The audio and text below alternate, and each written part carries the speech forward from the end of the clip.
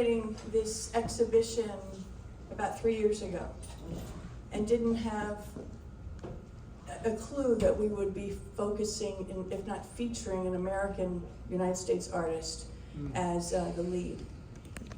So we have Mimi Herbert. If you've not heard of her, she's a remarkable acrylic artist who is in the National Gallery of Art right under the Calder and featured in many other prominent museums. And she has created a black and white folded Arlington Cemetery style set of flags to reflect what she says is the death of democracy. That's on our front wall. The work continues through all of our walls. This is our most important exhibition, and these are the bravest people because they're taking risks to present their realities when they know punishment, some sort of restriction is in the offing. So with that background, and knowing that we have autocracy sort of surging through the Americas, from Washington all the way down to Santiago, we invited Mari Carmen Aponte to address an array of issues. Mari is a distinguished diplomat and lawyer, born in Puerto Rico. She is the first, and I believe only, Puerto Rican female to reach the diplomatic level that she has. She served in El Salvador as a very important ambassador during the Obama administration and handled a serious and very important and moving agreement between the government and the gangs that helped really set the stage for reforms and for courage. And then she was plucked to become our ambassador to Panama. These are all career appointments. These are not because you've given money or you have some sort of nice relationship with the administration.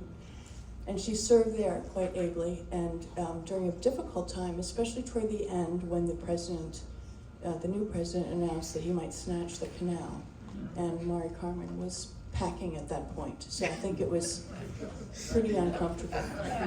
So on that note, grab a microphone, madam. Yes, behind you.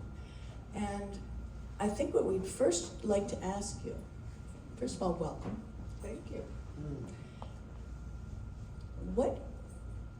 What do you see as the biggest elements that are forcing this surge in autocracy, and why is, if the United States has been so active in the region and been so responsible for wars and stopping wars and toppling governments and restoring them, etc., what impact is the United States' degradation of democracy happening on the rest of the continent?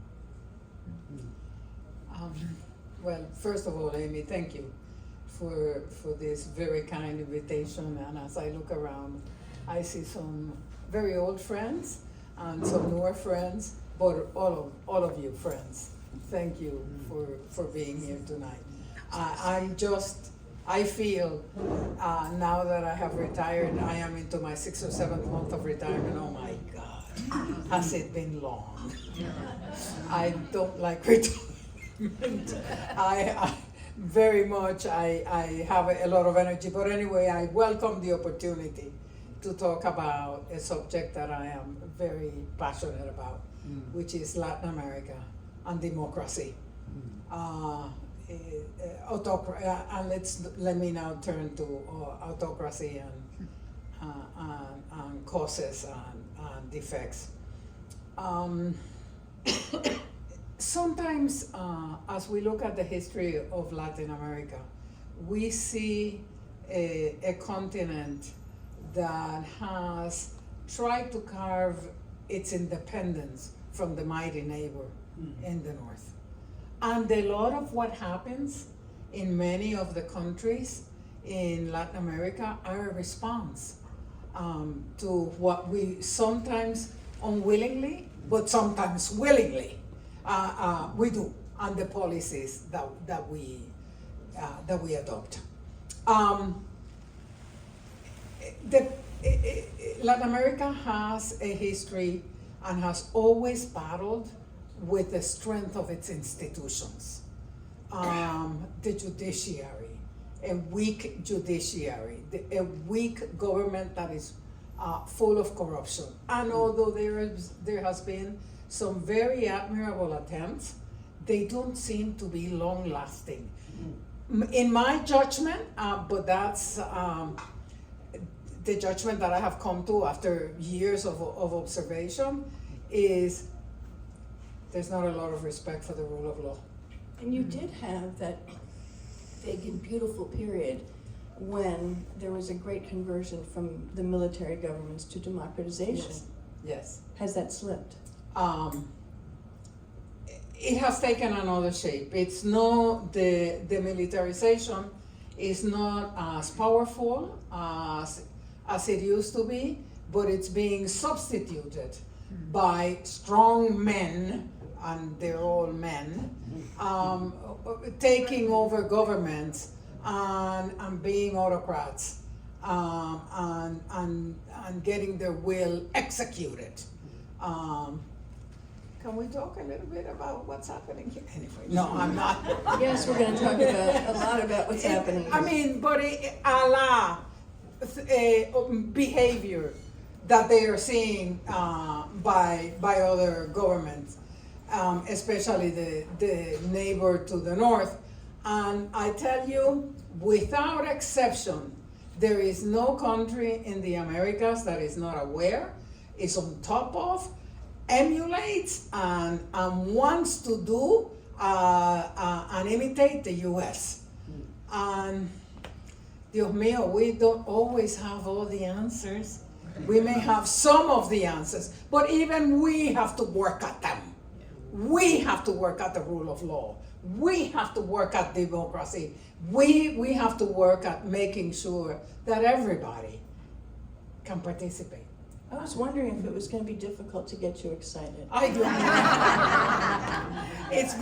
I've been in retirement too long. So let's just jump right into this then, okay? Let's just talk about El Salvador. El Salvador, and I actually saw, and a number of us in the room, I believe, who's traveled to El Salvador? No? Anybody here?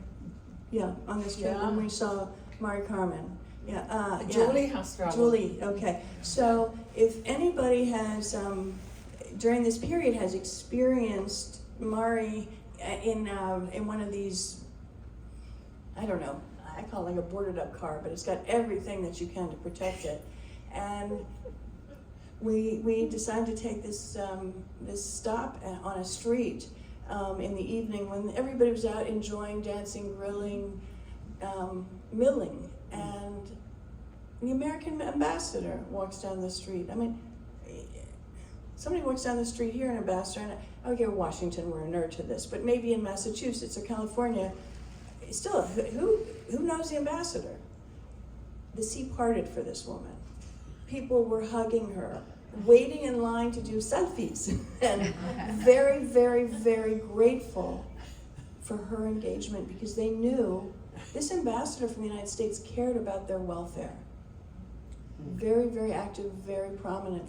And so with that background, I want to ask you, so you've seen this relationship and change with the United States, and now we have Trump told the president to do something and the president caved. Is this the dynamic? Is this what we're going to see throughout the Americas? Yes, it's some of what we're seeing. Not everywhere, but in El Salvador, President Bukele has a new best friend at the White House, but they think in very autocratic terms. They do not think about institutions. They don't think about the role of institutions. In fact, one of the first acts that Bukele did when he came into power was to take over the legislature, to come in with the military and take over the legislature and force them to pass a budget that he wanted passed. And it was downhill from there. Now I hear from Was that some. before Trump did that? Yeah. I was learning from him, sorry. Yes, this was a few years back. Now I hear that starting in next month, there will be a system of being able to track your license plates at every red light, and be able to track you. This is like Big Brother is here, and this system is going to go into effect, I think, like August 10th or something, and so they will know. The government will know where you are. We've never seen this. But Bukele is very special. He calls himself the coolest dictator. I mean, he calls himself a dictator. I mean,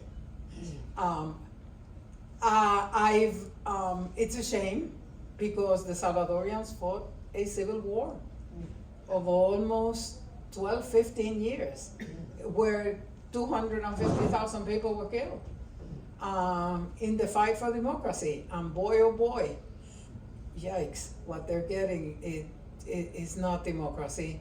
And there is, El Salvador, the elections are now, Bukele didn't even change the constitution because you can't run for more than 5 years. He did his 5 years, and he's on his second 5 years. He didn't bother changing the constitution. He didn't have to. He just interpreted it another way. I don't know.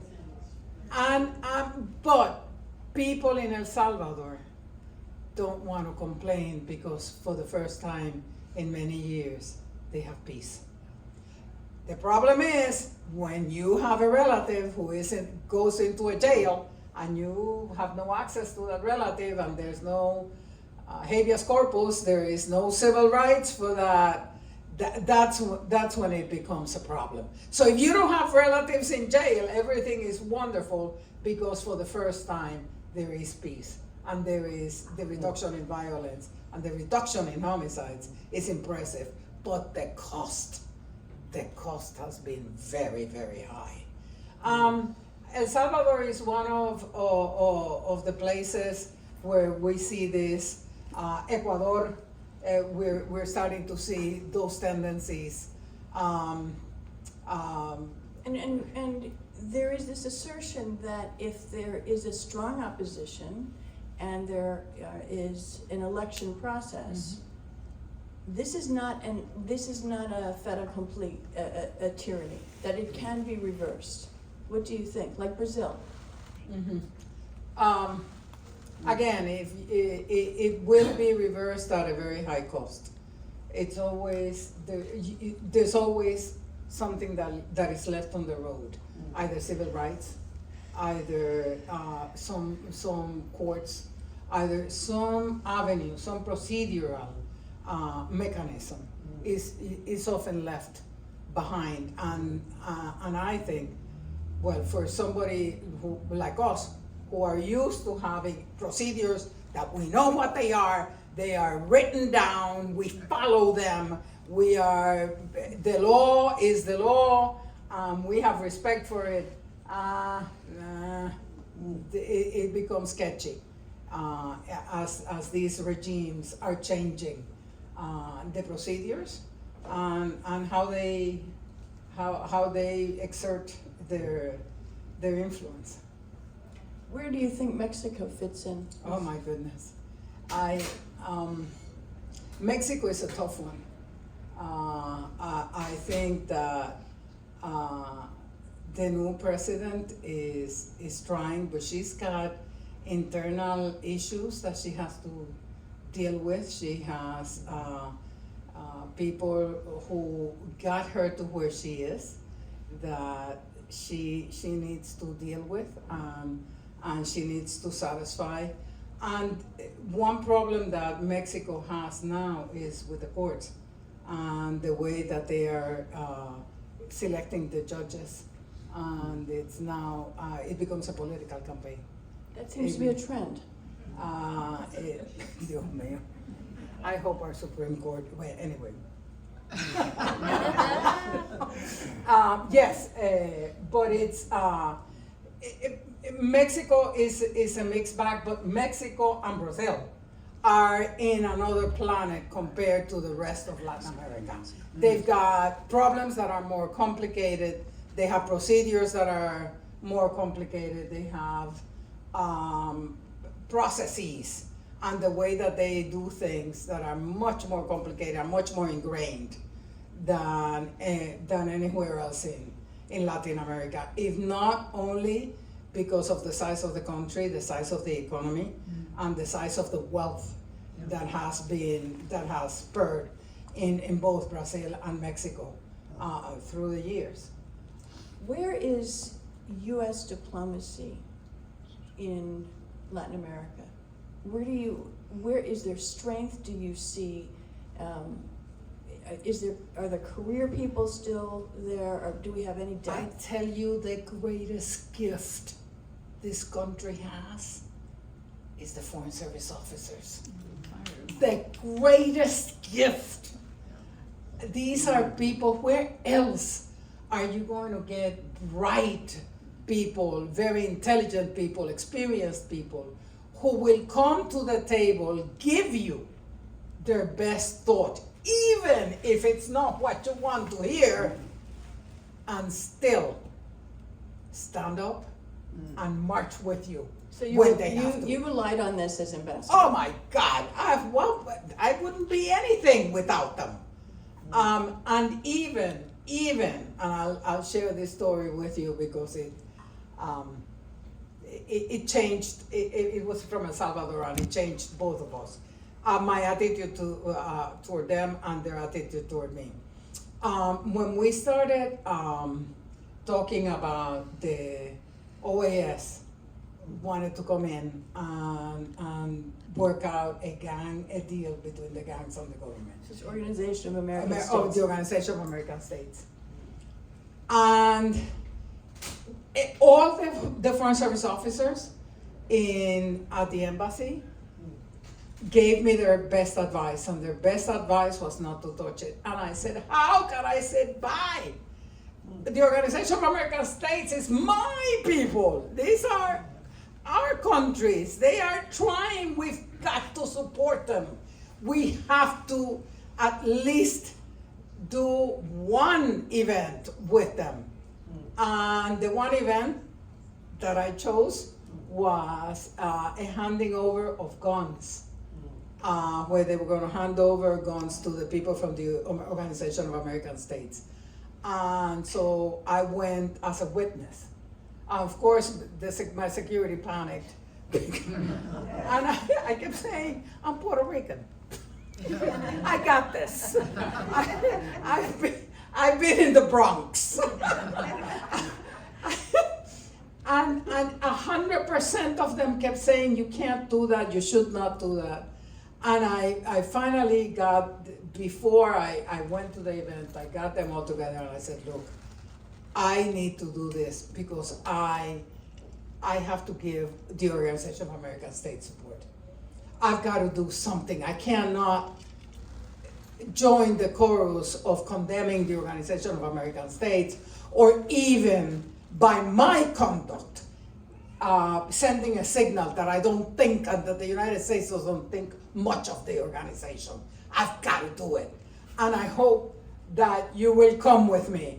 And about 3 of them said, well, we'll go. And we did.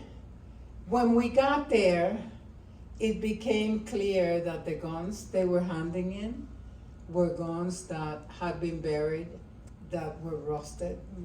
It was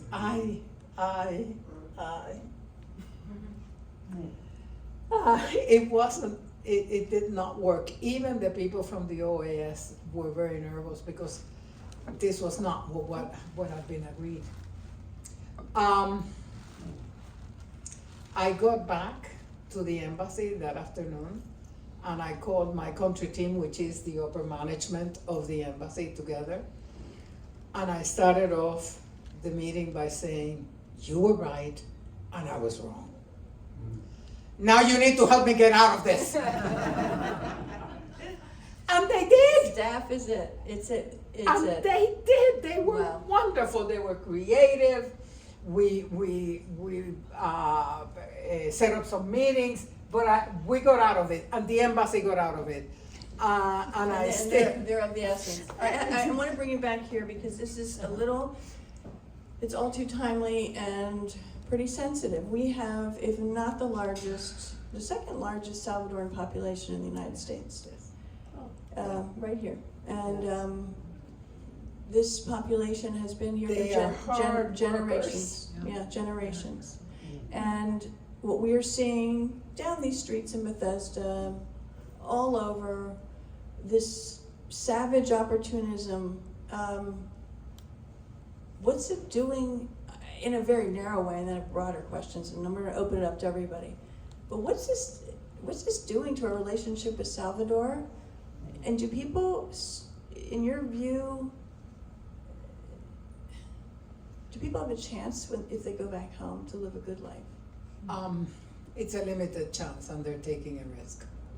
A limited chance, A and they're limited taking chance a risk. because Bukele it plans to be in office for a long time, and he is a young man. Has he declared president for life yet? Oh, not yet, but he's getting there. Mm-hmm. And the problem is, when is that going to change, or is it ever going to change, and how will it change, or will it get more autocratic and there will be less civil rights and less freedom to do the kinds of things that you dreamed or that you thought you could do in El Salvador.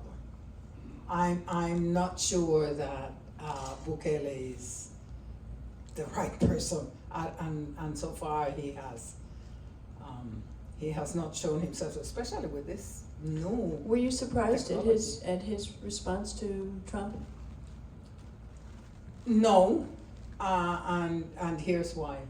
They think alike, and what they want is control.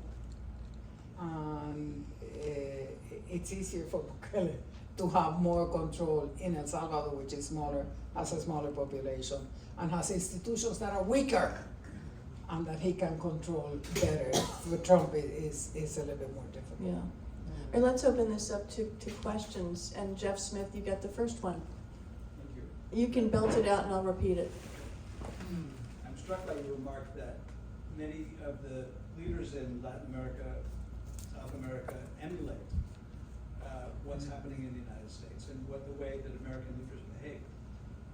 To many of us here in the United States, it looks like the reverse, that our current leader is emulating the way bad Latin American leaders have behaved. My question is, the fact that there's more affinity now in the way, in the type of governance and the philosophy of governance, does that mean that the leaders in Latin America will push even further towards autocracy? In other words, do they feel like, do you think that the way that the United States is behaving now gives them more running room? A little license. Is the United States behavior serving as sort of an exemplar for There the is rest no of question. the continent? There is no Everybody heard question that? Yeah. in my mind that it gives permission to behave in ways now they don't have to hide it. And they will say, well, if Trump can do it, here I come, my God. With weak The lives of institutions. many people in that part of the world will get worse, not just here in the United States, but also in that region. Jeff adds that the lives of many people in that region will get worse. They will get worse, maybe economically, but not security-wise. Security-wise, it is now, El Salvador is at a place where it has not been in 20, 30, 40 years. They have their murder rate, which was one of the highest in the world, has come down tremendously by spades. So security-wise, they feel that at least they have room to operate. Whether they are gonna they will have the capital that is needed from investment to spur the economy in El Salvador, because by themselves, it's tough to do it. They don't have the natural resources, they don't have the population. Their biggest resource is las remesas. The remesas are remittances. Thank you. Remittances coming from abroad. They are about 20% of the economy. So it's And what happens to that if there's so much disruption here? well, that's going to change. Yeah. Because people are now, especially in El Salvador, self-deporting. They are not, I know of about 5-7 cases of people who have returned. Some of them have been married here and with children. And they have decided to go back. I don't know how far they're gonna get. I think it's an open question. But at least from a security standpoint, they feel they have an opportunity to move forward and to get things done. Many Americans come from this part of the world, Latin America, Central America. Yeah. What is the sort of news you can use for all of us? What can we do about a lot of these issues? I mean, I know I'm putting you on this spot, and it's tough, but we feel so emasculated when we hear about these, invasions or alligator, whatever whatever the issue of the day is. It's frightening, and we'd rather be sort of more in control than receptive. Yes, my sense is that especially Central America is watching very closely, because there's been an incredible reduction in immigration. There's been a big reduction in immigration from Yes. Central America. Yes, it is. People, they're watching and waiting. Is it we're also saying no? Oh, we're saying no in spades. We're being very strong about saying no, and about kicking people out, and about persuading people to make the decisions on their own. And those, the decision to migrate or not to migrate is really a very highly personal decision, and it's different for everybody. But it's harder when you've got families here who are American citizens, and what are they gonna do in El Salvador, Nicaragua, Honduras, which is where a lot of the immigration came from, and their economies are not ready yet. Maybe they will be ready to receive them, but they're not ready yet. So it's gonna be a very different lifestyle. And remember, what I think a lot of people in both Central and South America want, like us and from us, is the lifestyle. They want to be able to enjoy a lifestyle and live a life like the one we have, where Does that include freedom? yes, but it includes the ability both to do what you want, because it's a secure ambiance, and because you have the way to get to the economic means to make a better life for yourself and the family. And who can blame them? I know that Julie had a... Yeah, I wanted, if you don't mind my getting back to the course. specifics of El Salvador. Julie, what's your name? I'm Julie Herr, Julie Herr. and may I say, we've known each other since the early '80s, when we were both at HUD together. Mari was a presidential fellow and I was a lawyer, so. Yes. So it's a long Association. long friendship. But in El Salvador, was it inevitable that that you needed a Bukele with everything that goes with it in order to get the security? And is that, I mean, a Bukele, a Kagame, a president for life. right? Yeah. I mean, was that inevitable? I mean, I would like to. I think right, so the your situation question tonight is? Yeah, my question is it inevitable that you have to have an autocrat? Must you have an autocrat to settle such a discombobulated, screwed up, messed up society? Well, yeah, with all the something like violence, with all the violence. All the violence and all the interventions, etc. maybe I'm an eternal optimist, but my answer is no. There are ways of achieving the kind of peace, and there have been programs that the Salvadorians have conducted with us in getting people more education, more training, alternatives to the gang violence that we're working. But the scale, we always had that problem in El Salvador, the scale. Because if we were working AID, God bless USAID, it pains me that, oh my God. Who? Too soon, too soon. Yes, it's, Yeah. AID does outstanding work. It did outstanding work. And some of the work that they did in El Salvador was precisely on gang violence, trying to come up with alternatives for young people to gang violence. And we had 30, 40 sites, but we needed to scale it to 120 sites. And El Salvador, like the West Bank, like many places, is so NGO dense. So many NGOs, because it's so difficult to get from place to place, and there's so many differences. It's frustrating. It's going to have to be this whole country's going to have to be NGO dense, because we have no funding for all kinds of things. I know, even PBS. Even and I especially know. PBS. Oh my God. Let's have a question. What will I do without Anybody have PBS? something? No questions? No questions? Yes, Oh, there's- I'm sorry. Curiosity, has Yes. Trump given up on Panama, or is he gonna circle back around and try? and Is claim- Trump going to snatch Panama, or is he giving up? My sense about that is when he has to divert attention and when he has to make sure people get off his butt, Yeah. Panama will come up. Maybe That's when it comes half up. speed, we'll go back to Panama. There is a treaty. There is a treaty. Let's talk about the stakes here, please.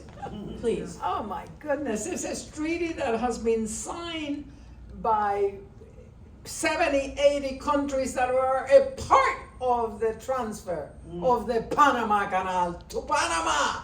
Dios mío, this is not something that we did bilaterally. There are a whole host of other countries involved because they also want to be able to go through the canal. They have shipping that goes through the canal. They have an interest in maintaining that canal free and open. The Panamanians have been stunned by all this rhetoric, which has up to now not materialized in anything other than renegotiating some minor military agreements to refurbish some former US military bases in Panama to do joint training, not our training, joint training with Panama. That has been up to now, in 6 months, the difference. I mean, Marco Rubio doesn't know that he's got this treaty that he's got to abide by? Yaka, luka, puka. What physically, I mean, we're envisioning, how does this happen? Do we just go and take it? Just walk in and take control? How does this work? And invade? Invade. It's an army. It's going to be very difficult because there are a lot of countries that have an interest in maintaining that canal open as an open thoroughfare, as it were. Look, depending on what side of the bed President Trump gets up on that day, it may be, all right, Chile, no more ships through the canal. Out they go.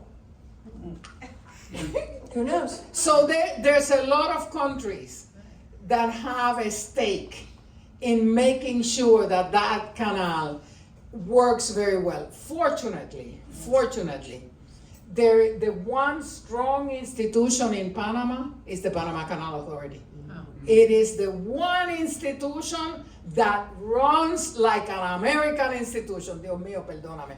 God forgive me for being so brass. But they run, it is run very well by a Panamanian who worked for many years at General Electric and a number of other American companies, understands compliance and transparency. Talking to Katin Vasquez is a joy because he's always mindful of what he has to disclose and how he has to get to make sure that this canal remains open. Okay, so you have this world of sanity, and people are expert and they do their jobs. And then there's this American foreign policy perception. I mean, Americans they're apologizing to Canadians, they're apologizing to all kinds of people. I know. Where do we fit in, and what kind of slide are we taking internationally in terms of who respects us, who will work with us, who will wait till this sanity returns? It's an incredibly incisive. Sorry. Yes, a very good question, Amy. But we are gonna have. That's where we come in. That's where we come in. We can't give up. Who's the we and what? What do we do? All the citizens. What do we do? What do we do? Listen, you had Jamie here. Yeah, Jamie. Yeah, Yep. we've got to be on top of those legislation. The courts are giving us, I think, for the most part, a lesson. Thank God. And boy, do we have to support those judges. We because they can't. That's a one area that we can't give up on, and must be respected. They're holding, thank God. But the legislature, we got to work on, and I think that's all of us. Right here. I'm a huge. Name. My name's Emily Bramowitz. I'm originally from Pittsburgh, Pennsylvania, but Bethesda, Maryland is my actual home. It's your jam. 100%. Normally I'm wearing the Maryland hat. My question is this. I'm a huge Jamie Raskin fan. I am so glad you had him, Amy. I'm sorry I missed your event, but and so grateful to live in his district. I feel like there is this massive fear that is like preventing, like why this impeachment is not happening, like why we, like what is exactly going on here, and how, as like I think that Are you expressing some frustration? I actually so I love the No Kings, I love that you're here, but like what else can we do to stop this insanity? Like I feel like we So we're getting a to-do list. One of them, and very importantly, is the judiciary at every level. School boards, by the way, not so small. We have some local. We have folks who are very polished in politics, and one sitting in the front row. I wish he would say something, but we have to get involved locally and the local level. at the local level. I mean, I'm not the sage you're asking about, Mari, but No. anybody want to comment? The woman in the striped dress with the glasses want to comment? Excuse me. I'm concerned that, Annette Tadeo thank you, from Miami-Dade, right? Who had on the Miami Herald today. She's in the An Miami op-ed. Herald. an Yes, op-ed about alligator Alcatraz. about alligator Alcatraz. My opinions on alligator Alcatraz. I was the first Latina Democrat in Florida history elected to the Florida Senate and then reelected. My concern is that we are not paying attention to what the whitening of the country and the reason why I believe that there's a reason behind it, and that is the counting of, which is coming up, our census. And The whitening of the country. Yes, Mhm. the census the last time, the Trump administration tried to make sure that anyone that wasn't legal wasn't counted. And now I believe that they are trying really, really hard to get rid of a bunch of people so they're not counted, and then you're going to end up with this, you know, and obviously there's been a lot of move from people from New York, So from manipulating the California to census Florida. through, Yes. through, And we will never, whitening. ever again have control of Congress, therefore, the Mm-hmm. legislature, which we can push and push and push, but I've been at the drawing of the maps in Florida, and I know what happens.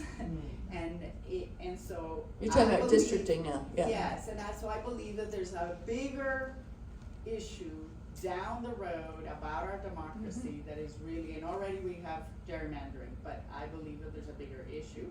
And it deals with not counting a lot of Hispanics and a lot of immigrants. So the issue is, I just wanna know many, that. you got a lot, but let's address this discounting of minorities and Latinos and, And just overall human rights. oh, that's a biggie. I think we're Boils gonna, to human rights. It's like, I mean, we just need to make that more of an issue in this country. okay, so we're gonna let Mari respond to this and then slide into the HR aspect. Human rights aspect. Human rights. Listen, we've got to make it matter. And it's hard because at least as I was growing up and practicing law earlier in my career, I always took it for granted that somehow there would be a fundamental fairness that would always win out. And now I'm finding out that not necessarily, but that I still have to find a way to make sure that I keep the feet to the fire of those who are drawing the maps. As a young woman, one of my first boards that I ever sat in was the Puerto Rican Legal Defense and Education Fund out of New York. And the reason why I sat in there is because we were litigating the maps that were being drawn in the 80s. Everybody know what we're talking about? These are the districting. The districting maps. Redistricting of the vote, yeah. Okay. Yes. And the litigation that took place,